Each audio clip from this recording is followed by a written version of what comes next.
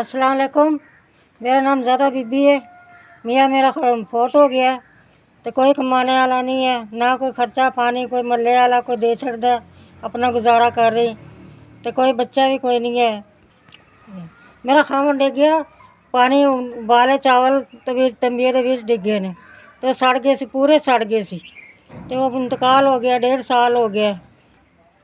मैं बीमार हो जाऊँ, कोई मेरा गुजारा नहीं है, ना कोई मेरा पैसा है, ना मेरे पास कुछ है। आस पास के पिंड के बंदे मेरा देंदे ने, कोई 50 कोई 100 गुजारा करनी। बीमार हो जावा कोई दवाई बूटी मैं डॉक्टर दे जावा, महल्ले वाले कोई करते ने मदद। अल्लाह के आसरे ते वक्त गुजारने पे बड़ा मुश्किल होंदा पिया। बस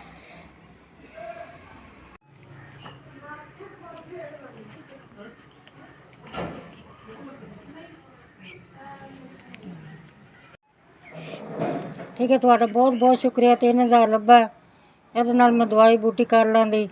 ਤੁਹਾਡੇ मैं दुआ देनी है, अल्लाह ताला आपको बहुत बहुत ज़्यादा तुहानू देवे, तुहानू अल्लाह ताला रिज़क रोज़ी बरकत पाए, अल्लाह ताला तुहानू बच्चे तंदुरुस्ती रखे।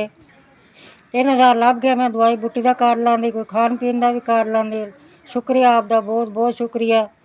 आपने मेहरबानी है तुम्हारी, बड़ी बड़ी मेहरबानी है तुम्हारी। 3000 मन लब्भा, आपको दुआ देती हूँ। आपको दुआ देने बहुत बहुत तुहानू अल्लाह ताला बहुत देवे। तुसी गरीबां की मदद करते हो और ज़्यादा दे अल्लाह ताला तुहानू।